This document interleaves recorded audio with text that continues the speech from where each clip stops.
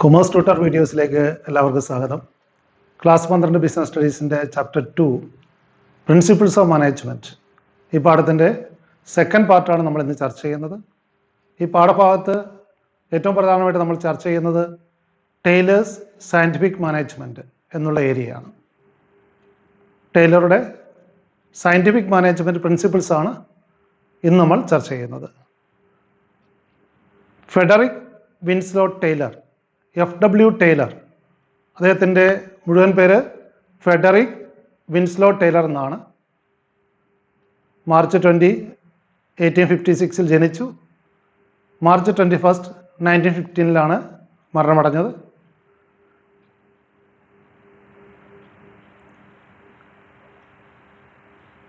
American mechanical engineer ആയിരുന്നു FW Taylor.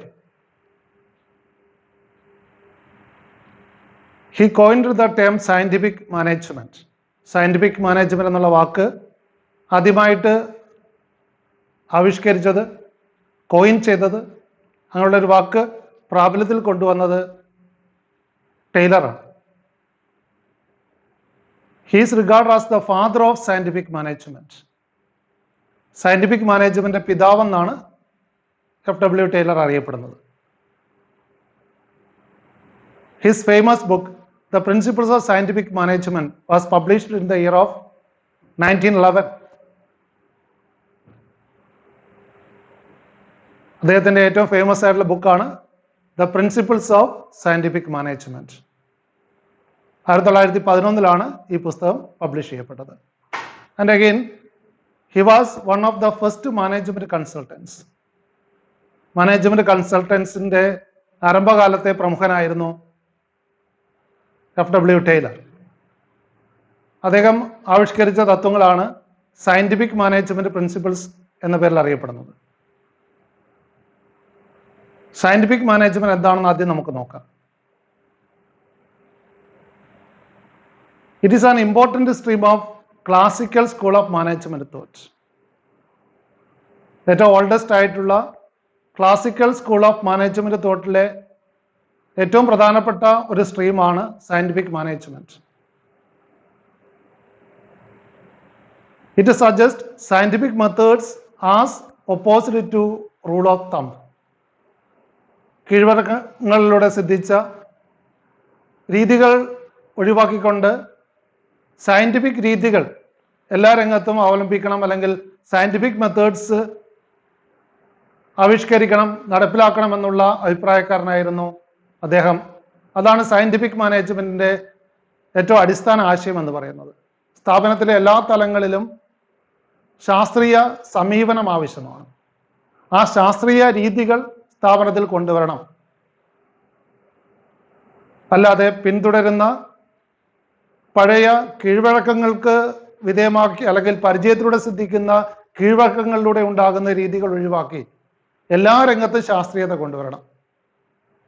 സ്ഥാപനത്തിൽ ശാസ്ത്രീയ രീതികൾ അവലംബിക്കണമെന്നുള്ളതാണ് സയൻറ്റിഫിക് മാനേജ്മെൻറ്റിൻ്റെ ഏറ്റവും അടിസ്ഥാന ആശയം എന്ന് പറയുന്നത്. ടൈലറിൻ്റെ വാക്കുകളിൽ തന്നെ നോക്കുകയാണെങ്കിൽ scientific management means knowing exactly what you want men to do and seeing that they do it in the best and cheapest way. Taylor scientific മാനേജ്മെൻറ്റിനെ നിർവചിച്ചിരിക്കുന്നത് ഈ രീതിയിലാണ്. Scientific management means knowing exactly what you want to men to do. മറ്റുള്ളവർ കാര്യങ്ങൾ എങ്ങനെ ചെയ്യണമെന്ന് കൃത്യമായിട്ട് അറിഞ്ഞിരിക്കുക. And seeing that they do it in the best and cheapest way. അതോടൊപ്പം തന്നെ ആ ജീവനക്കാർ അല്ലെങ്കിൽ ആ വ്യക്തികൾ ആ കാര്യങ്ങൾ ഏറ്റവും ചെലവ് കുറഞ്ഞ രീതിയിലും ഏറ്റവും ഫലവത്തായ രീതിയിലും ചെയ്യുന്നുവെന്ന് ഉറപ്പാക്കലുമാണ് സയൻറ്റിഫിക് മാനേജ്മെൻറ്റ്. അതായത് മറ്റുള്ളവർ കൃത്യമായിട്ട് എന്ത് ചെയ്യണമെന്ന് മനസ്സിലാക്കുകയും അത് ഏറ്റവും ചെലവ് കുറഞ്ഞ രീതിയിലും ഏറ്റവും ഫലവത്തായ രീതിയിലും നിർവഹിക്കപ്പെടുന്നുണ്ടെന്ന് ഉറപ്പാക്കലുമാണ് സയൻറ്റിഫിക് മാനേജ്മെൻറ്റ്. അപ്പോൾ സയൻറ്റിഫിക് മാനേജ്മെൻറ്റ് ഏറ്റവും പ്രധാനമായിട്ട് ഊന്നൽ കൊടുക്കുന്നത് ഏറ്റവും ഫലവത്തായ രീതിയിലും ഏറ്റവും ചെലവ് കുറഞ്ഞ രീതിയിലും കാര്യങ്ങൾ നിർവഹിക്കുക എന്നുള്ളതാണ്. അപ്പോൾ ഒരു മാനേജർ തൻ്റെ കീഴ്ജീവനക്കാർ കൃത്യമായിട്ട് എന്താണ് ചെയ്യേണ്ടതെന്ന് മനസ്സിലാക്കുകയും അവർ ഏറ്റവും ചെലവ് കുറഞ്ഞ രീതിയിലും ഏറ്റവും ഫലവത്തായ രീതിയിലും അത് നിർവഹിക്കുന്നുണ്ട് എന്ന് ഉറപ്പാക്കലുമാണ് സയന്റിഫിക് മാനേജ്മെന്റ് എന്ന് പറയുന്നത്. The Bethlehem Steel Company, where Taylor himself worked, achieved threefold degrees in the productivity by application of scientific management principles. Bethlehem steel കമ്പനിയിൽ FW ടൈലർ ജോലി ചെയ്ത കാലത്ത് ഈ സയന്റിഫിക് മെത്തേഡ്സ് അല്ലെങ്കിൽ ഈ സയന്റിഫിക് പ്രിൻസിപ്പിൾസ് അപ്ലൈ ചെയ്തിട്ട് 3 ഇരട്ടി പ്രൊഡക്ടിവിറ്റിയിൽ അല്ലെങ്കിൽ ഉൽപാദനക്ഷമതയിൽ വർധനമുണ്ടാക്കാൻ അദ്ദേഹത്തിന് കഴിഞ്ഞു. അപ്പൊ അദ്ദേഹത്തിന്റെ ആ വർക്ക്ഷോപ്പ് എക്സ്പീരിയൻസിൽ നിന്നും അല്ലെ ആ ഫാക്ടറി എക്സ്പീരിയൻസിൽ നിന്നുമാണ് പ്രായോഗികമായിട്ട് അദ്ദേഹം പല പ്രിൻസിപ്പിൾസും ഡെവലപ്പ് ചെയ്തു കൊണ്ടുവന്നത്. Then we shall discuss about the various principles of scientific management suggested by FW Taylor. FW Taylor മുന്നോട്ട് വെച്ച പ്രധാനപ്പെട്ട തത്വങ്ങളാണ്, പ്രധാനപ്പെട്ട 4 മാനേജ്മെന്റ് തത്വങ്ങളാണ് നമ്മളിവിടെ ചർച്ച ചെയ്യുന്നത്. FW Taylor സജസ്റ്റ് ചെയ്തിരിക്കുന്ന മാനേജ്മെന്റ് തത്വങ്ങൾ സയന്റിഫിക് മാനേജ്മെന്റ് പ്രിൻസിപ്പിൾസ് ആണ്. The principles of scientific management. Among them, the first one is science not rule of thumb. ശാസ്ത്രീയ സമീപനമാണ് ആവശ്യം. പരിചയത്തിലൂടെ സിദ്ധിക്കുന്ന ചില കീഴ്വഴക്കങ്ങൾക്ക് പകരമായി ശാസ്ത്രീയ സമീപനം വേണമെന്നുള്ള ആശയമാണ് അദ്ദേഹം ആദ്യമായിട്ട് മുന്നോട്ട് വെച്ചത്. Taylor believed that there was only one best method for maximize efficiency. കാര്യക്ഷമത കൊണ്ടുവരാൻ വേണ്ടി അല്ലെ പരമാവധി കാര്യക്ഷമത സ്ഥാപനത്തിൽ കൊണ്ടുവരുന്നതിന് വേണ്ടി ഏറ്റവും നല്ല രീതി എന്ന് പറയുന്ന ഒന്നേ ഉണ്ടാകുകയുള്ളൂ. ഒറ്റൊരു മെത്തേഡ് മാത്രമേ അവിടെ ഏറ്റവും ബെസ്റ്റായിട്ട് നമുക്ക് പറയാൻ സാധിക്കുകയുള്ളൂ. ഏത് കാര്യം ചെയ്യുന്നതിനും ഒരു ബെസ്റ്റ് മെത്തേഡ് ഉണ്ട്. The scientific method developed should substitute rule of thumb in all activities. അപ്പോൾ ഈ ശാസ്ത്രീയ രീതി മനസ്സിലാക്കുകയും ആ ശാസ്ത്രീയ രീതി നടപ്പിലാക്കുകയും ചെയ്യണം. റൂൾ ഓഫ് തമ്പിന് പകരമായിട്ട് എല്ലാ പ്രവർത്തനങ്ങൾക്കും ഈ ശാസ്ത്രീയ രീതി അവലംബിക്കേണ്ടതുണ്ട്. Even a small production activity should be scientifically planned and managed. പ്രൊഡക്ഷനുമായിട്ട് ബന്ധപ്പെട്ട ഏത് ചെറിയ കാര്യവും ശാസ്ത്രീയമായിട്ട് പ്ലാൻ ചെയ്യുകയും മാനേജ് ചെയ്യുകയും ചെയ്യേണ്ടത് അനിവാര്യമാണ്. This results in tremendous savings of human energy as well as wastage of time and materials.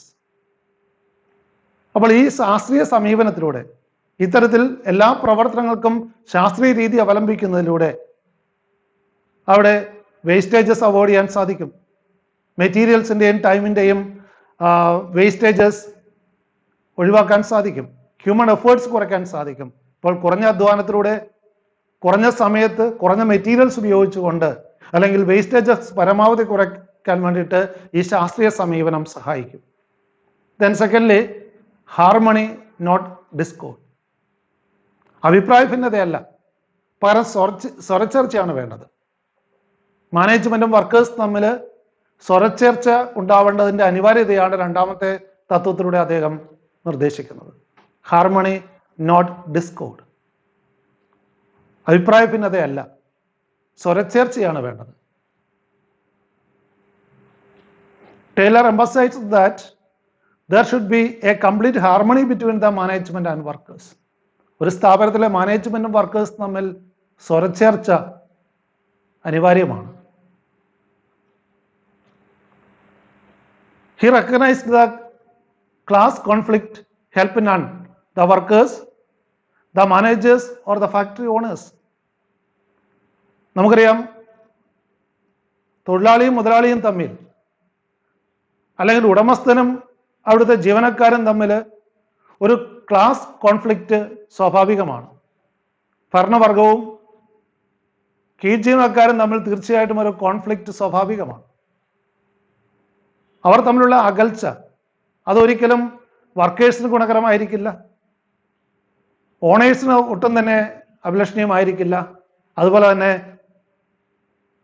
ഇവരുടെ ലിങ്ക് ആയിട്ടുള്ള അല്ലെങ്കിൽ ഇവരെ തമ്മിൽ ബന്ധിപ്പിക്കുന്ന മാനേജേഴ്സിനും അത് അഭികാമ്യമല്ല. Taylor called for complete mental revolution on the part of management and workers. അതുകൊണ്ട് തന്നെ മാനേജ്മെന്റും വർക്കേഴ്സും തമ്മിലുള്ള ഒരു മെന്റൽ റവല്യൂഷൻ അനിവാര്യമാണ്, ഒരു മാനസിക പരിവർത്തനം. മാനേജ്മെന്റ് അവരുടെ സമീപനത്തിൽ മാറ്റം വരുത്തേണ്ടതുണ്ട്. ജീവനക്കാരോടുള്ള സമീപനത്തിൽ കാതലായ മാറ്റങ്ങൾ വരുത്തണം. അതേ സമയത്ത് വർക്കേഴ്സും മാനേജ്മെന്റിനോടുള്ള സമീപനത്തിൽ മാറ്റം വരുത്തണം. പരസ്പരമുള്ള സമീപനത്തിലുള്ള മാറ്റമാണ്, അല്ലെങ്കിൽ ആ മാനസിക പരിവർത്തനമാണ് മെന്റൽ റവല്യൂഷൻ എന്നാണ് ഉദ്ദേശിക്കുന്നത്. So Taylor called for complete mental revolution on the part of both management and workers. In such a situation, even trade unions will not think of going on strike.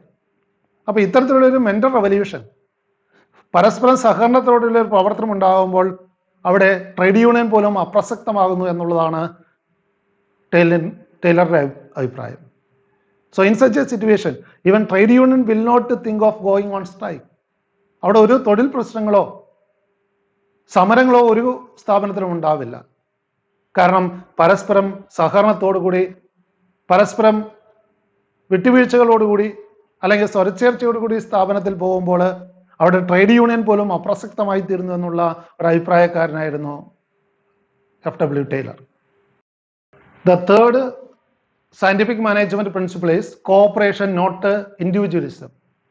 വ്യക്തി സ്വാതന്ത്ര്യമല്ല, അതിലുപരി സഹകരണമാണ് പ്രാധാന്യം എന്നുള്ള ഒരു തത്വമാണ് അദ്ദേഹം മുന്നോട്ട് വെക്കുന്നത്. Cooperation, not individualism.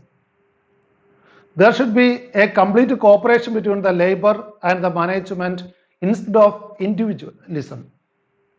അവിടെ വ്യക്തി സ്വാതന്ത്ര്യത്തിനല്ല പ്രാധാന്യം, അല്ല വ്യക്തി താല്പര്യങ്ങൾക്കല്ല പ്രാധാന്യം കൊടുക്കേണ്ടത്. പരസ്പരമുള്ള സഹകരണത്തിൽ ഊന്നൽ കൊടുത്തുള്ള ഒരു പ്രവർത്തനമായിരിക്കണം ഉണ്ടാവേണ്ടത്. There should be a complete cooperation between the labor and the management instead of individualism. Competition should be replaced by cooperation. പരസ്പരം ഒരു മത്സരമല്ല വേണ്ടത്. മാനേജ്മെന്റും അവിടുത്തെ വർക്കേഴ്സും തമ്മിലൊരു കോമ്പറ്റീഷൻ അല്ല വേണ്ടത്. It should be replaced by cooperation. പരസ്പരം സഹകരണത്തിനാണ് പ്രാധാന്യം. Then management should not close its ears to any constructive suggestions made by the employees. ജീവനക്കാരുടെ നല്ല സജഷൻസ് അവയ്ക്കൊരിക്കലും മാനേജ്മെന്റ് ചെവി കൊടുക്കാതിരിക്കരുത്, അവ പരിഗണിക്കണം. ജീവനക്കാര് ലാഭകരമായിട്ടുള്ള നിർദ്ദേശങ്ങൾ മുന്നോട്ട് വെക്കുമ്പോൾ, അല്ലെങ്കിൽ സ്ഥാപനത്തിന് ഗുണകരമായിട്ടുള്ള നിർദ്ദേശങ്ങൾ മുന്നോട്ട് വെക്കുമ്പോൾ അവഗണിക്കാതെ വേണ്ട പരിഗണന അവയ്ക്ക് കൊടുക്കേണ്ടതുണ്ട്. So management should not close its ears to any constructive suggestions made by the employees. And again there should be an almost equal division of work and responsibility between the workers and the management. അവിടെ മാനേജ്മെന്റും വർക്കേഴ്സും തമ്മിലൊരു തൊഴിൽ വിഭജനം ഉണ്ടാവണം. പരമാവധി equal division of work ഉണ്ടാവണം. അല്ലാതെ ജീവനക്കാർ മുഴുവൻ ജോലി ചെയ്തുകൊള്ളട്ടെ, മാനേജേഴ്സ് അതിൽ ഇടപെടണ്ട എന്നുള്ളതല്ല. ഗെറ്റിംഗ് തിങ്സ് വർക്ക് ഡൺ എന്നാണെങ്കിൽ പോലും, അല്ലെങ്കിൽ ഈ വർക്കേഴ്സിലൂടെയാണ് സ്ഥാപനത്തിൽ ലക്ഷ്യം നേടേണ്ടതെങ്കിലും അവരെ ജോലിക്ക് വിട്ട് മാറി നിൽക്കുന്നവരല്ല മാനേജേഴ്സ്. അതിൽ നിരന്തരം ഇടപെട്ടുകൊണ്ട് സഹകരിച്ചുകൊണ്ട് അവരെ കൂടെ നിന്നുകൊണ്ട് വർക്ക് ചെയ്യലാണ് സ്ഥാപനത്തിന്റെ വിജയത്തിന് അടിസ്ഥാനമെന്ന് പറയുന്നത്. അതുകൊണ്ട് വ്യക്തിഗത താല്പര്യങ്ങളെ അല്ലെങ്കിൽ വ്യക്തി സ്വാതന്ത്ര്യത്തെക്കാളും അവിടെ സഹകരണത്തിന് മുൻതൂക്കം കൊടുക്കണമെന്നുള്ള അഭിപ്രായമാണ് FW ടൈലർ മുന്നോട്ട് വെക്കുന്നത്. Then fourthly, development of greatest efficiency and prosperity. പരമാവധി കാര്യക്ഷമതയും അഭിവൃദ്ധിയുമാണ് ഊന്നൽ കൊടുക്കേണ്ടത്. Industrial efficiency depends to a large extent on personal competencies. വ്യക്തികളുടെ കഴിവനുസരിച്ചാണ് ഒരു സ്ഥാപനത്തിന്റെ വിജയം എന്ന് പറയുന്നത്, അല്ലെങ്കിൽ വ്യാവസായികമായിട്ടുള്ള വളർച്ച എന്ന് പറയുന്നത്, അല്ലെങ്കിൽ കാര്യക്ഷമത എന്ന് പറയുന്നത് പ്രധാനമായിട്ടും അവിടുത്തെ ജീവനക്കാരുടെ കേപ്പബിലിറ്റീസിനെ അല്ലെങ്കിൽ കഴിവുകളെ ആശ്രയിച്ചിരിക്കുന്നു. The work assigned should suit his physical, mental and also intellectual capabilities. അതുകൊണ്ട് ഓരോ വർക്കർക്കും നമ്മൾ ഏൽപ്പിച്ചു കൊടുക്കുന്ന ജോലി അവർക്ക് ഫിസിക്കലായിട്ടും മെന്റലായിട്ടും ഇന്റലക്ച്വലായിട്ടും അനുഗുണമായിരിക്കണം. അവരുടെ ആ കഴിവുകൾക്കനുസരണമായിട്ടുള്ള ജോലി ആയിരിക്കണം അവർക്ക് കൊടുക്കുന്നത്. The workers should be scientifically selected and should be given the required training. അവിടെ എഫിഷ്യൻസിയും പ്രോസ്പെരിറ്റിയും ഉണ്ടാകണമെങ്കിൽ ജീവനക്കാരുടെ സെലക്ഷൻ എന്ന് പറയുന്ന ശാസ്ത്രീയമായിട്ടുള്ള രീതിയിലായിരിക്കണം. അതോടൊപ്പം തന്നെ അവർക്ക് ആവശ്യമുള്ള ട്രെയിനിങ് കൊടുക്കേണ്ടതാവുണ്ട്. അപ്പോൾ സെലക്ഷനും ട്രെയിനിങ്ങും ശാസ്ത്രീയമായിരിക്കണമെന്ന് അദ്ദേഹം അഭിപ്രായപ്പെട്ടു. കാരണം ഒരു സ്ഥാപനത്തിന്റെ ലക്ഷ്യങ്ങൾ എളുപ്പത്തിൽ നേടിയെടുക്കണമെങ്കിൽ ജീവനക്കാർ ഉള്ളവരായിരിക്കണം. ജീവനക്കാർ കഴിവുള്ളവരാണെങ്കിൽ മാത്രമേ ലക്ഷ്യങ്ങൾ വേഗത്തിൽ നേടിയെടുക്കാൻ കഴിയുള്ളൂ.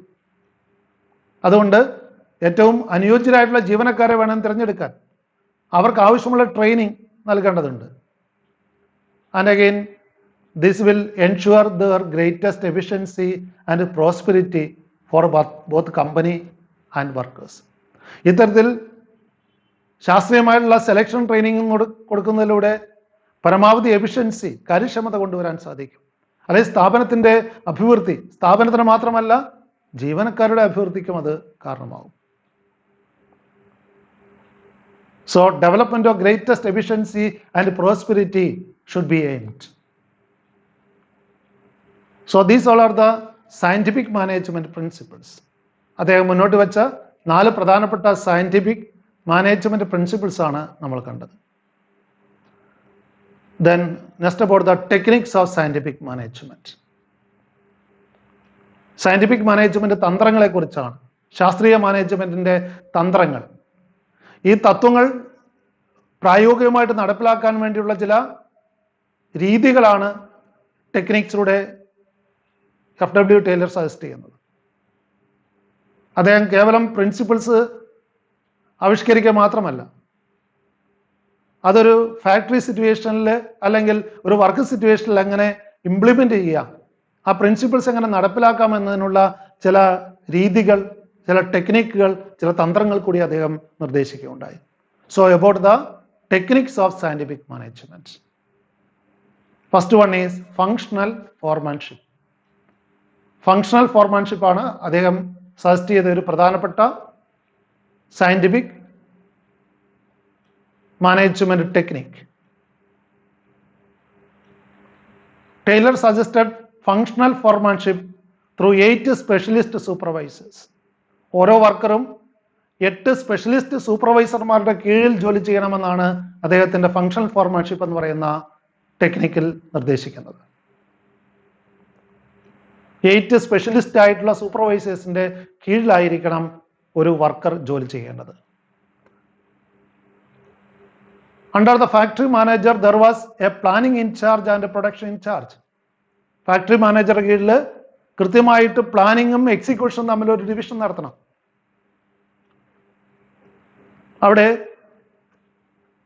പ്ലാനിങ്ങും എക്സിക്യൂഷനും തമ്മിൽ ഒരു ക്ലിയർ കട്ടായിട്ടുള്ള ഒരു ഡിഫറൻസ് വരുത്തണം. പ്ലാൻ ചെയ്യുന്നവരല്ല എക്സിക്യൂട്ട് ചെയ്യേണ്ടത്. അവിടെ ഡിവിഷൻ ഓഫ് വർക്ക് ഉണ്ടാവണം. പ്ലാനിങ്ങും എക്സിക്യൂഷനും തമ്മിൽ ക്ലിയർ കട്ട് ഡിവിഷൻ ഉണ്ടാവണം. അതുകൊണ്ട് ഫാക്ടറി മാനേജറുടെ കീഴിൽ പ്ലാനിങ് ഇൻചാർജും ഉണ്ടാവും, പ്രൊഡക്ഷൻ ഇൻചാർജും ഉണ്ടാവും. So under the factory manager there was a planning in charge and a production in charge. Under planning in charge 4 foremen and also in production in charge 4 foremen are supervising the workers. അപ്പോൾ planning in charge എന്നുള്ള ആ ഒരു ഫോർമാൻ സെക്ഷന്റെ കീഴിൽ 4 ഫോർമാൻമാരും, അതേസമയത്ത് production in charge എന്നുള്ള സെക്ഷന്റെ കീഴിൽ 4 ഫോർമാനും, അങ്ങനെ 8 ഫോർമാൻമാരായിരിക്കണം ഒരു വർക്കറെ സൂപ്പർവൈസ് ചെയ്യുന്നത്. Each worker will have to take orders from these 8 foremen in the related process or function of production. ഒരു വർക്കർ ഈ 8 സ്പെഷ്യലിസ്റ്റ് ആയിട്ടുള്ള ഫോർമാൻമാരിൽ നിന്നും ആ പ്രത്യേക ഏരിയയിലുള്ള നിർദ്ദേശങ്ങൾ സ്വീകരിക്കണം. ആ പ്രത്യേക പ്രോസസ്സ് അല്ലെങ്കിൽ ഫംഗ്ഷനുമായിട്ട് ബന്ധപ്പെട്ട നിർദ്ദേശങ്ങൾ അതാത് സൂപ്പർവൈസേഴ്സിൽ നിന്ന് വേണം അവർ സ്വീകരിക്കാൻ. അപ്പം അതിലൂടെ നമുക്കറിയാം ഒരു വർക്കർ 8 സൂപ്പർവൈസർമാരുടെ കീഴിലാണ് വർക്ക് ചെയ്യേണ്ടത്. അപ്പോൾ നമുക്ക് സംശയമുണ്ടായേക്കാം, അതിലൂടെ വർക്കേഴ്സിന് കൺഫ്യൂഷൻ ഉണ്ടാവില്ലേ? എന്നാൽ സിംപിളി നമുക്ക് ചിന്തിക്കുകയാണെങ്കിൽ വിദഗ്ധരായിട്ടുള്ള 6 അധ്യാപകർ നമ്മൾക്ക് 6 വിഷയങ്ങൾ പഠിപ്പിക്കുമ്പോൾ അതുമായിട്ട് നമുക്ക് റിലേറ്റ് ചെയ്യാം ഫങ്ഷണൽ ഫോർമാൻഷിപ്പിന്. 6 വിദഗ്ധരായിട്ടുള്ള അധ്യാപകർ 6 വിഷയങ്ങൾ നമ്മളെ പഠിപ്പിക്കുമ്പോൾ അവിടെ ഒരു വിദ്യാർത്ഥി 6 അധ്യാപകരുടെ കീഴിൽ പഠന പ്രവർത്തനങ്ങൾ ഏർപ്പെടുമ്പോൾ അവിടെ ഒരിക്കലും ഡ്യൂപ്ലിക്കേഷനോ വർക്കോ കൺഫ്യൂഷനോ ഉണ്ടാകാറില്ല. എന്ന് പറയുന്നത് പോലെ ഇവിടെയും വർക്കേഴ്സിന് 8 സ്പെഷ്യലിസ്റ്റ് സൂപ്പർവൈസർമാരാണ് വേണ്ട നിർദ്ദേശങ്ങൾ വ്യത്യസ്ത മേഖലകളിൽ സ്പെഷ്യലിസ്റ്റ് ആയിട്ടുള്ള സൂപ്പർവൈസർമാർ നൽകുന്നത്. അതിലൂടെ കൺഫ്യൂഷനോ ഡ്യൂപ്ലിക്കേഷനോ വർക്കോ ഒരു പരിധിവരെ അവോയ്ഡ് ചെയ്യാൻ കഴിയുന്നുണ്ട്. ഫങ്ഷണൽ ഫോർമാൻഷിപ്പിന്റെ ഒരു ഡയഗ്രം നമുക്കൊന്ന് കാണാം. മോണിറ്റർ ശ്രദ്ധിക്കുക, ഫാക്ടറി മാനേജറുടെ കീഴിൽ പ്ലാനിംഗ് ഇൻചാർജ് ഉണ്ട്, പ്രൊഡക്ഷൻ ഇൻചാർജ് ഉണ്ട്. പ്ലാനിംഗ് ഇൻചാർജിന്റെ കീഴിലുള്ള 4 ഫോർമാൻമാർ ശ്രദ്ധിക്കുക: route clerk, instruction clerk, time and cost clerk, shop disciplinarian. ഇങ്ങനെ 4 സ്പെഷ്യലിസ്റ്റ് സൂപ്പർവൈസർമാരാണ് പ്ലാനിംഗ് ഇൻചാർജിലുള്ളത്. എന്നാൽ പ്രൊഡക്ഷൻ ഇൻചാർജിലാകട്ടെ gang boss, repair boss, speed boss, inspector എന്നിങ്ങനെ 4 ആണുള്ളത്, അല്ലെങ്കിൽ സൂപ്പർവൈസർമാരാണുള്ളത്. അപ്പോൾ അത്തരത്തിൽ ഒരു വർക്കർ 8 സ്പെഷ്യലിസ്റ്റ് ഫോർമാൻമാരുടെ അല്ലെങ്കിൽ സൂപ്പർവൈസർമാരുടെ കീഴിൽ ജോലി ചെയ്യുന്നു എന്നുള്ള ഒരു രീതിയാണ് ഫങ്ഷണൽ ഫോർമാൻഷിപ്പിൽ FW ടൈലർ സജസ്റ്റ് ചെയ്യുന്നത്.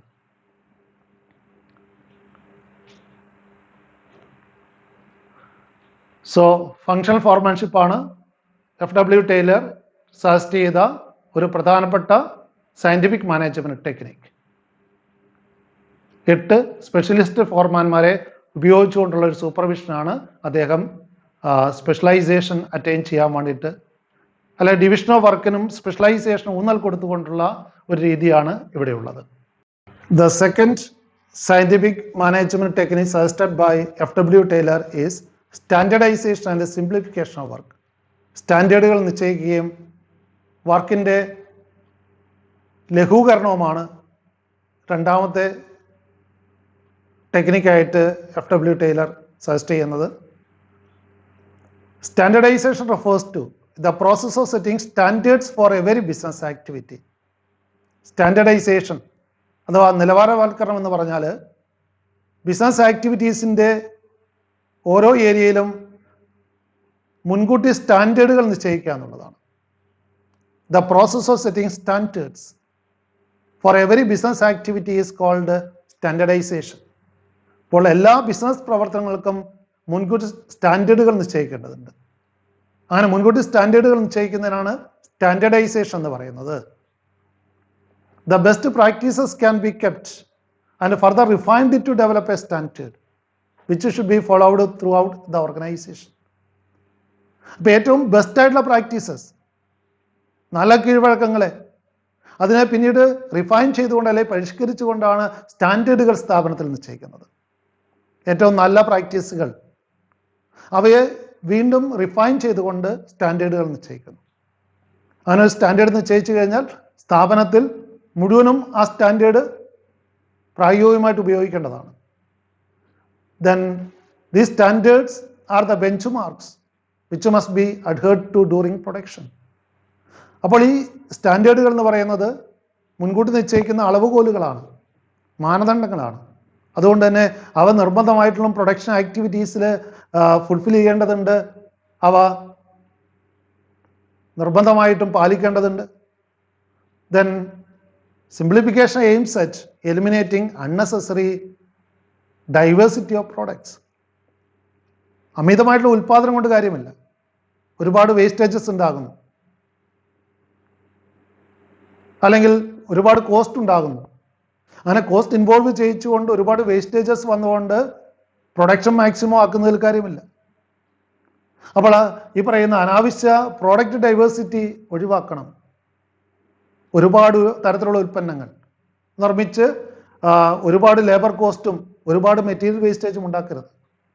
അപ്പോൾ അവിടെ സിംപ്ലിഫിക്കേഷൻ ചെയ്യേണ്ടതാണ്. So standardisation and simplification of work is the second technique suggested by F.W. Taylor.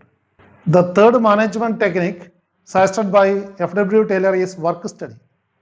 Scientific method should be developed with the technique of work study. Scientific method develop ചെയ്യണമെന്ന് നമ്മൾ മുന്നേ കണ്ടു. എല്ലാ ഏരിയാസിലും scientific methods follow ചെയ്യേണ്ടതുണ്ട്. അപ്പോൾ scientific method design ചെയ്യുന്നത് അല്ലെങ്കിൽ develop ചെയ്യുന്നത് വർക്ക് സ്റ്റഡിയുടെ അടിസ്ഥാനത്തിലാണ്. ഡീറ്റെയിൽ ആയിട്ടുള്ള അനാലിസിസിലൂടെ വർക്ക് സ്റ്റഡി നടത്തിക്കൊണ്ടാണ് സയൻറ്റിഫിക് മെത്തേഡ്സ് ഡെവലപ്പ് ചെയ്യുന്നത്.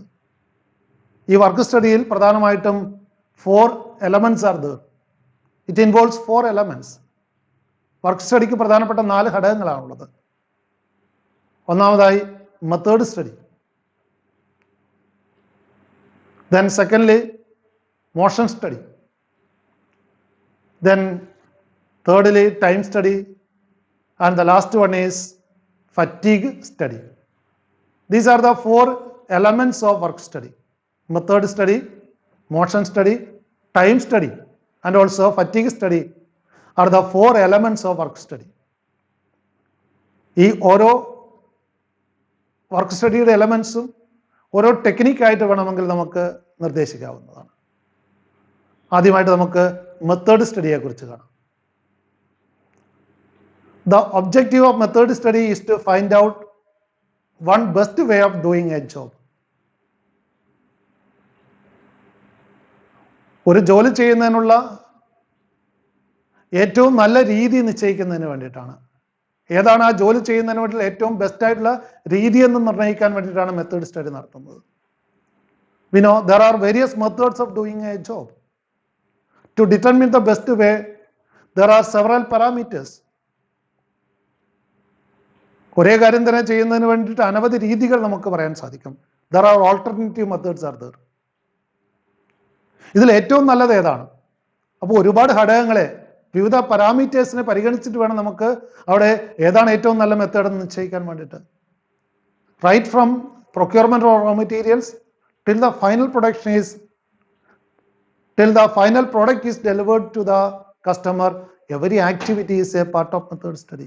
അങ്ങനെ സ്ഥാപനത്തിലെ എല്ലാ കാര്യങ്ങളും മെത്തേഡ് സ്റ്റഡിക്ക് വിധേയമാക്കേണ്ടതുണ്ട്. ഓരോ കാര്യവും നിർവഹിക്കുന്നതിൻ്റെ ഏറ്റവും നല്ല രീതി ഏതാണെന്ന് തീരുമാനിക്കണം. അത് റോ മെറ്റീരിയൽസ് വാങ്ങുന്നത് മുതൽ പ്രോഡക്റ്റ് കസ്റ്റമേഴ്സിന് കൈമാറുന്നത് വരെയുള്ള എല്ലാ ഘട്ടങ്ങളിലെയും എല്ലാ പ്രവർത്തനങ്ങളിലെയും നിർവഹിക്കേണ്ട ഏറ്റവും നല്ല രീതി ഏതാണെന്ന് നിശ്ചയിക്കണം. That is called method study. അത് ആ രീതി പഠനമാണ്, അല്ലെങ്കിൽ ആ സമ്പ്രദായ പഠനമാണ്. ഏത് രീതിയാണ് ഏറ്റവും നല്ലത്? ശാസ്ത്രീയമായിട്ട് ഏറ്റവും best way of doing A job should be determined. Then secondly motion study. Motion study refers to the study of movements which are undertaken while doing a typical job. അപ്പോൾ ഒരു ജോലി ഏറ്റവും നല്ല രീതിയിൽ നിർവഹിക്കുന്നതിന് വേണ്ടിയിട്ടുള്ള മൂവ്മെന്റ്സ് എങ്ങനെയായിരിക്കണം എന്ന് പറഞ്ഞാൽ അൺനെസസറി മൂവ്മെന്റ്സ് അവോയ്ഡ് ചെയ്യാൻ വേണ്ടിയിട്ടാണ് മോഷൻ സ്റ്റഡി, ചലന പഠനം നടത്തുന്നത്. അനാവശ്യ ചലനങ്ങൾ ഒഴിവാക്കുക. So motion study refers to the study of movements which are undertaken while doing a typical job. അപ്പോൾ ഒരു ജോബ് ഏറ്റവും ശാസ്ത്രീയമായ രീതിയിൽ നിർവഹിക്കുന്നതിന് അവിടെ ഏതൊക്കെ മൂവ്മെന്റ്സ് ആണ് വേണ്ടത് എന്ന് നിശ്ചയിക്കലാണ്. Unnecessary movements are sought to be eliminated so that it takes less time to complete the job efficiently. അപ്പോൾ അനാവശ്യ മൂവ്മെന്റ്സ് ഒഴിവാക്കുക, അതിലൂടെ ഒരു ജോലി പൂർത്തീകരിക്കാനുള്ള സമയം പരമാവധി കുറയ്ക്കുക എന്നുള്ളതാണ് മോഷൻ സ്റ്റഡി ലക്ഷ്യം വെക്കുന്നത്. For example, Taylor was able to reduce motions in brick laying from 18 to just 5. Taylor demonstrated that productivity increased it to about 4 times by this process. Brick ലെയറിംഗുമായിട്ട് ബന്ധപ്പെട്ട പ്രവൃത്തിയിലെ മൂവ്മെന്റ്സ്, അവിടെ വർക്കേഴ്സ് 18 മൂവ്മെന്റ്സിലൂടെ activity ചെയ്തപ്പോൾ അത് കേവലം 5 കുറയ്ക്കാൻ ടൈലറിന് കഴിച്ചിട്ടുണ്ട്. അതിലൂടെ ആകട്ടെ 4 ഇരട്ടി പ്രൊഡക്ടിവിറ്റി വർദ്ധിപ്പിക്കാൻ കഴിഞ്ഞു. അപ്പോൾ ഇത്തരത്തിൽ എഫിഷ്യൻസി വർദ്ധിപ്പിക്കാൻ വേണ്ടി ഏറ്റവും നല്ല ഒരു മാർഗമാണ് മോഷൻ സ്റ്റഡി എന്ന് പറയുന്നത്. ചലന പഠനം നടത്തിയിട്ട് അൺനെസസറി മൂവ്മെന്റ്സ് ഒഴിവാക്കിക്കൊണ്ട് അവിടെ പ്രൊഡക്ഷൻ ടൈം അല്ലെങ്കിൽ ആ വർക്ക് കംപ്ലീറ്റ് ചെയ്യാനുള്ള ടൈം കുറയ്ക്കാൻ കഴിയും. It will increase the productivity and also efficiency. Then the third element of work study is time study. സമയപഠനമാണ്. It determines the standard time taken to perform a well defined job. ഒരു ജോലി പൂർത്തീകരിക്കാൻ ആവശ്യമുള്ള സമയം എത്രയാണെന്നുള്ളത് നിശ്ചയിക്കുകയാണ് time study. Time measuring devices are used for each element of task. അവിടെ സമയം അളക്കുന്നതിനുള്ള ഉപകരണങ്ങളുടെ സഹായത്തോടു കൂടി ഈ കാര്യം നിർവഹിക്കാവുന്നതാണ്.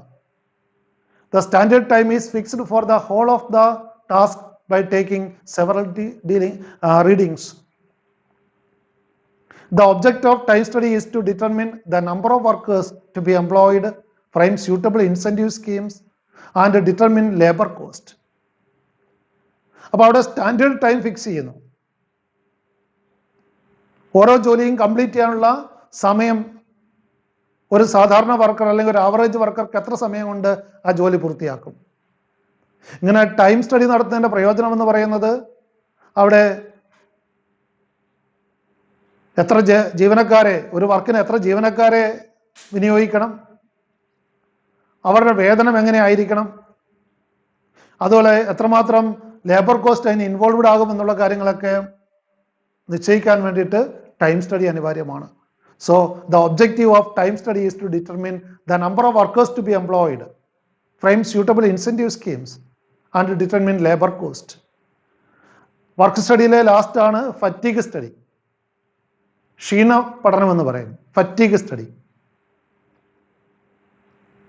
A person is bound to feel tired physically and mentally if she or he does not rest while working. നിരന്തരമായി ജോലി ചെയ്തുകൊണ്ടിരുന്നാൽ ആർക്കും മടുപ്പും വിരസതയും ഉണ്ടാകും. The rest intervals will help one to regain stamina and work again with the same capacity. This will result in increased productivity. ഇപ്പോൾ ജോലി സ്ഥലത്ത് ഇടയ്ക്ക് വിശ്രമം കൊടുക്കുകയാണെങ്കിൽ തീർച്ചയായിട്ടും ജീവനക്കാരുടെ സ്റ്റാമിന തിരിച്ചു കിട്ടാൻ അത് ഉപകരിക്കും. അതേ എനർജിയോടുകൂടി തുടർന്ന് വർക്ക് ചെയ്യാൻ വേണ്ടി അത് അവരെ സഹായിക്കും. തീർച്ചയായിട്ടും അത് പ്രൊഡക്ടിവിറ്റി, ഉൽപാദനക്ഷമതയിൽ വർധന ഉണ്ടാക്കും. അതുകൊണ്ട് ഫറ്റീഗ് സ്റ്റഡി നടത്തി ജീവനക്കാർക്ക് റെസ്റ്റ് ഇന്റർവെൽസ് തീരുമാനിക്കേണ്ടതുണ്ട്. അതോടൊപ്പം തന്നെ അതിൻ്റെ ഡ്യൂറേഷൻ എത്രയായിരിക്കണമെന്ന് തീരുമാനിക്കേണ്ടതുണ്ട്. Fatigue study seeks to determine the length and frequency of rest intervals in completing a task. അപ്പോൾ ഓരോ ജോലി ചെയ്യുമ്പോഴും അവിടെ വിശ്രമവേളകൾ നൽകേണ്ടത് അല്ലെങ്കിൽ റെസ്റ്റ് ഇന്റർവെൽസ് നൽകേണ്ടത്, അതിൻ്റെ ദൈർഘ്യവും അതിൻ്റെ എത്ര ആവർത്തി നൽകണം എന്നുള്ള കാര്യങ്ങളൊക്കെ തീരുമാനിക്കാൻ വേണ്ടിയിട്ടാണ് ഫറ്റീഗ് സ്റ്റഡി നടത്തുന്നത്. ഇത്തരത്തിൽ ക്ഷീണ പഠനം നടത്തുന്നതും ജീവനക്കാരുടെ എഫിഷ്യൻസി വർദ്ധിപ്പിക്കാൻ അനിവാര്യമാണ്. So these all are the 4 elements of work study. The fourth scientific management technique suggested by FW Taylor is differential piece wage system. വ്യത്യസ്ത കൂലിനിരക്ക് രീതിയാണ്. Taylor was a strong advocate of piece wage system. He wanted to differentiate between efficient and inefficient workers. Piece wage system നമുക്കറിയാവുന്നതാണ്. ഉൽപാദനത്തിന് ആനുപാതികമായിട്ട് കൂലി കൊടുക്കുക. എത്ര unit ഉൽപ്പാദിപ്പിക്കുന്നോ അതിന് ആനുപാതികമായിട്ട് കൂലി കൊടുക്കുന്ന രീതിയാണ്. പ്രധാനമായിട്ടും ടൈം റേറ്റ് സിസ്റ്റവും പീസ് റേറ്റ് സിസ്റ്റവുമാണുള്ളത്. അതിൽ പീസ് വേജ് സിസ്റ്റത്തിൽ അല്ലെങ്കിൽ പീസ് റേറ്റ് സിസ്റ്റത്തിൽ നമ്പർ ഓഫ് യൂണിറ്റ് പ്രൊഡ്യൂസ്ഡിന് ആനുപാതികമായിട്ടാണ്, അല്ലെങ്കിൽ ഒരു യൂണിറ്റ് പ്രൊഡ്യൂസ് ചെയ്യുന്നതിനാണ് അവിടെ റേറ്റ് അല്ലെങ്കിൽ കൂലി നിശ്ചയിച്ചിട്ടുള്ളത്. ഇത്തരത്തിലുള്ള പീസ് വേജ് സിസ്റ്റത്തിൻ്റെ ഒരു വക്താവായിരുന്നു FW Taylor. He wanted to differentiate between efficient and inefficient workers. എല്ലാവർക്കും ഒരേപോലെ കൂലി കൊടുത്താൽ പോരാ. എഫിഷ്യന്റ് വർക്കേഴ്സിനെ പരിഗണിക്കണം, അല്ലെങ്കിൽ അവർ കൂടുതൽ വേതനം കൊടുക്കാൻ അവർക്ക് അർഹതയുണ്ട് എന്നുള്ള അഭിപ്രായക്കാരനായിരുന്നു FW Taylor. Workers can be classified as efficient or inefficient on the basis of the fixed standards. He wanted to reward efficient workers. അപ്പോൾ അവിടെ വർക്കേഴ്സിനെ എഫിഷ്യന്റ് എന്നും ഇൻഎഫിഷ്യന്റ് എന്നും, കാര്യക്ഷമതയുള്ളവരെന്നോ ഇല്ലാത്തവരെന്നോ രണ്ടായിട്ട് തരംതിരിക്കാം. കാരണം മുൻകൂട്ടി സ്റ്റാൻഡേർഡ് നിശ്ചയിക്കുന്നുള്ളതുകൊണ്ട്, അല്ലെങ്കിൽ ഫിക്സഡ് സ്റ്റാൻഡേർഡ്സ് ഉള്ളതുകൊണ്ട് അവിടെ സ്റ്റാൻഡേർഡ് അറ്റൈൻ ചെയ്യുന്നവരെന്നും സ്റ്റാൻഡേർഡ് അറ്റൈൻ ചെയ്യാത്തവരെന്നും രണ്ട് കാറ്റഗറി ആയിട്ട് നമുക്ക് തിരിക്കാൻ എളുപ്പമാണ്. അങ്ങനെ സ്റ്റാൻഡേർഡ് അറ്റൈൻ ചെയ്യുന്നവർ എഫിഷ്യന്റ് വർക്കേഴ്സാണ്, സ്റ്റാൻഡേർഡ് അറ്റൈൻ ചെയ്യാൻ കഴിയാത്തവരാകട്ടെ ഇൻഎഫിഷ്യന്റ് ആണ്. അപ്പൊ എഫിഷ്യന്റ് വർക്കേഴ്സിനെയും ഇൻഎഫിഷ്യന്റ് വർക്കേഴ്സിനെയും നമുക്ക് എളുപ്പത്തിൽ കണ്ടുപിടിക്കാൻ കഴിയും, സ്റ്റാൻഡേർഡ് അറ്റൈൻ ചെയ്യുന്നുണ്ടോ ഇല്ലയോ എന്ന് നോക്കി. അവിടെ ടൈലർ എഫിഷ്യന്റ് വർക്കേഴ്സിന് വേണ്ട അധിക reward കൊടുക്കണമെന്ന അഭിപ്രായക്കാരനായിരുന്നു. Then he introduced different rate of wage payment for those who performed above standard and for those who performed below standard. അതുകൊണ്ട് തന്നെ ബിലോ സ്റ്റാൻഡേർഡ് ആയിട്ട് വർക്ക് ചെയ്യുന്ന വർക്കേഴ്സിന് ഒരു കുറഞ്ഞ റേറ്റും, എന്നാൽ സ്റ്റാൻഡേർഡ് ഔട്ട്പുട്ട് അറ്റൈൻ ചെയ്യുന്ന വർക്കേഴ്സിന് ഒരു ഉയർന്ന റേറ്റിലും വേജ് കൊടുക്കണമെന്ന അഭിപ്രായമാണ് ഡിഫറൻഷ്യൽ പീസ് വേജ് സിസ്റ്റത്തിലൂടെ FW ടൈലർ മുന്നോട്ട് വെക്കുന്നത്. പേര് സൂചിപ്പിക്കുന്ന പോലെ തന്നെ വ്യത്യസ്തമായുള്ള കൂലി നിരക്ക്, അതായത് സ്റ്റാൻഡേർഡ് അറ്റൈൻ ചെയ്യുന്നവർക്ക് ഒരു ഹയർ വേജ് റേറ്റും, എന്നാൽ സ്റ്റാൻഡേർഡ് അറ്റൈൻ ചെയ്യാത്ത വർക്കേഴ്സിന് ഒരു കുറഞ്ഞ കൂലി നിരക്കുമാണ് അദ്ദേഹം സജസ്റ്റ് ചെയ്തത്. അതാണ് വ്യത്യസ്ത കൂലി നിരക്കെന്ന് പറയുന്നത്, ഡിഫറൻഷ്യൽ പീസ് വേജ് സിസ്റ്റം. അവിടെ ജീവനക്കാരുടെ എഫിഷ്യൻസിയെ സ്റ്റാൻഡേർഡുമായിട്ട് ബന്ധിപ്പിച്ച് ഒരു വർക്കർ എഫിഷ്യൻ്റ് ആണോ ഇൻഎഫിഷ്യൻ്റ് ആണോ എന്ന് നിശ്ചയിക്കാൻ കഴിയും. എഫിഷ്യൻ്റ് വർക്കേഴ്സിനെ കൂടുതൽ റിവാർഡ് കൊടുത്തുകൊണ്ട് അവർക്ക് അവരുടെ എഫിഷ്യൻസിയെ മാനിക്കണമെന്നുള്ള അഭിപ്രായമാണ് FW ടൈലർ മുന്നോട്ട് വെക്കുന്നത്. അതുകൊണ്ട് സ്റ്റാൻഡേർഡ് അറ്റൈൻ ചെയ്യുന്നവർക്ക്, സ്റ്റാൻഡേർഡ് ഔട്ട്പുട്ട് അറ്റൈൻ ചെയ്യുന്നവർക്ക് ഒരു ഹയർ റേറ്റുള്ള വേജ് കൊടുക്കണം, എന്നാൽ ഇൻഎഫിഷ്യൻ്റ് വർക്കേഴ്സ്, അതായത് സ്റ്റാൻഡേർഡ് പ്രൊഡക്ഷൻ അറ്റൈൻ ചെയ്യാത്ത അല്ലെങ്കിൽ സ്റ്റാൻഡേർഡ് യൂണിറ്റ്സ് പ്രൊഡ്യൂസ് ചെയ്യാത്ത വർക്കേഴ്സിന് ഒരു ലോവർ റേറ്റ് കൊടുത്താൽ മതി എന്നുള്ള അഭിപ്രായമാണ്. ഉദാഹരണം പറഞ്ഞാൽ, it is determined that standard output per worker per day is 10 units. ഒരു സ്ഥാപനത്തിൽ ജീവനക്കാരുടെ സ്റ്റാൻഡേർഡ് ഔട്ട്പുട്ട് പ്രതിദിനം 10 യൂണിറ്റ് ആണ് നിശ്ചയിച്ചിരിക്കുക. And those who made standard or more than standard will get ₹50 per unit. അവിടെ ഈ 10 യൂണിറ്റോ അതിൽ കൂടുതലോ ഒരു ദിവസം പ്രൊഡ്യൂസ് ചെയ്യുകയാണെങ്കിൽ ഒരു യൂണിറ്റിന് 50 രൂപ വെച്ചിട്ട് ലഭിക്കും. എന്നാൽ 10 യൂണിറ്റിൽ കുറവ് മാത്രം ഉൽപ്പാദിപ്പിക്കുന്ന ഒരു ജീവനക്കാരനെ സംബന്ധിച്ച് ഒരു യൂണിറ്റിന് 40 രൂപ വെച്ചിട്ടേ ലഭിക്കുകയുള്ളൂ. അപ്പോൾ എഫിഷ്യന്റ് വർക്കേഴ്സിന് യൂണിറ്റിന് 50 രൂപ വെച്ചും, എന്നാൽ ഇൻഎഫിഷ്യന്റ് വർക്കേഴ്സിന് യൂണിറ്റ് 40 രൂപ വെച്ചിട്ടുമാണ് അവിടെ കൂലി നിശ്ചയിച്ചിട്ടുള്ളത്. So that is the case of differential piece wage system. Efficient വർക്കേഴ്സിനെയും ഇൻഎഫിഷ്യന്റ് വർക്കേഴ്സിനെയും തരംതിരിച്ചുകൊണ്ട് അവർക്ക് വ്യത്യസ്തമായിട്ടുള്ള കൂലി നിരക്ക് നിശ്ചയിക്കുന്ന രീതിയാണ് ഡിഫറൻഷ്യൽ പീസ് വേജ് സിസ്റ്റത്തിലുള്ളത്. So these all are the techniques suggested by FW Taylor. Then next about the mental revolution. മാനസിക പരിവർത്തനം. എന്താണ് മെന്റൽ റവല്യൂഷൻ? FW ടൈലർ മുന്നോട്ട് വെക്കുന്ന സയന്റിഫിക് മാനേജ്മെന്റ് പ്രിൻസിപ്പിൾസ് ആണെങ്കിലും ടെക്നിക്സ് ആണെങ്കിലും അതിൻ്റെ അടിസ്ഥാന ആശയം എന്ന് പറയുന്നത് മെന്റൽ റവല്യൂഷനാണ്. എല്ലാ മാനേജ്മെന്റ് പ്രിൻസിപ്പിൾസിലും, സയന്റിഫിക് മാനേജ്മെന്റ് പ്രിൻസിപ്പിൾസിലും, അതുപോലെ സയന്റിഫിക് മാനേജ്മെന്റ് ടെക്നിക്സിൻ്റെയും എസെൻസ് എന്ന് പറയുന്നത്, അല്ലെങ്കിൽ അടിസ്ഥാനം എന്ന് പറയുന്ന മെന്റൽ റവല്യൂഷൻ ഒന്നെയാണ്, മാനസിക പരിവർത്തനം. Mental revolution involves a change in the attitude of workers and management towards one another from competition to cooperation. മാനേജ്മെന്റും വർക്കേഴ്സും അവരുടെ ചിന്താഗതിയിൽ മാറ്റം ഉണ്ടാവണം. മാനസിക പരിവർത്തനം അവരിൽ ഉണ്ടാവണം. പരസ്പരമുള്ള സമീപനത്തിൽ മാറ്റം ഉണ്ടാവണം. നമ്മൾ മുൻ കണ്ടതുപോലെ ഫ്രം കോമ്പറ്റീഷൻ ടു കോപ്പറേഷൻ, പരസ്പരമുള്ള മത്സരം ഒഴിവാക്കിക്കൊണ്ട് സഹകരണ മനോഭാവത്തോടു കൂടി വേണം കാര്യങ്ങൾ ചെയ്യാൻ വേണ്ടിയിട്ട്. അത്തരത്തിലുള്ളൊരു മാനസിക പരിവർത്തനം അല്ലെങ്കിൽ പരസ്പരം അവരുടെ ചിന്താഗതിയിലും സമീപനത്തിലും മാറ്റമുണ്ടാവണം. വർക്കേഴ്സും മാനേജ്മെന്റും കോപ്പറേറ്റ് ചെയ്തുകൊണ്ട് പോകണം. അതാണ് ഇവിടെ മെന്റൽ റവല്യൂഷൻ, ആ മാനസിക പരിവർത്തനമാണ് ഉദ്ദേശിക്കുന്നത്. വർക്കേഴ്സിന്റെയും മാനേജ്മെന്റിന്റെയും ചിന്താഗതിയിലും സമീപനത്തിലും മാറ്റമുണ്ടാവണം. ദാറ്റ് ഈസ് മെന്റൽ റവല്യൂഷൻ, മാനസിക പരിവർത്തനം.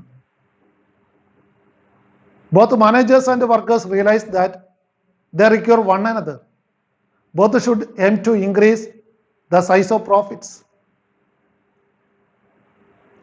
മാനേജ്മെന്റിനും വർക്കേഴ്സിനും മാനേജ്മെന്റും കൂടിയേ തീരൂ.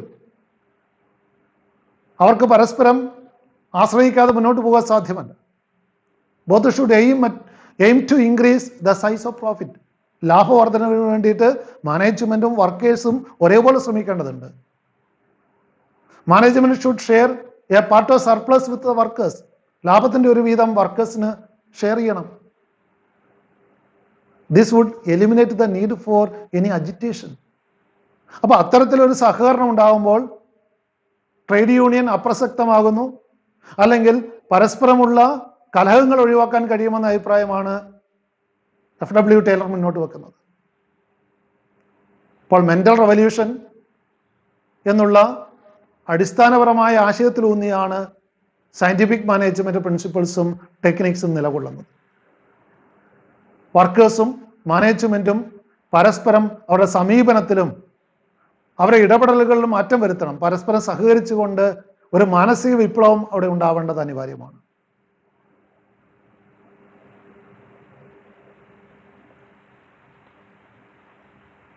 ഹെൻറി ഫയോളിന്റെ പ്രിൻസിപ്പിൾസ് ആണ് തുടർന്ന് നമ്മൾ കാണുന്നത്. ഹെൻറി ഫയോളിന്റെ 14 പ്രിൻസിപ്പിൾസ് ഓഫ് മാനേജ്മെന്റ് അടുത്ത വീഡിയോയിൽ നമുക്ക് ചർച്ച ചെയ്യാം. Thank you all.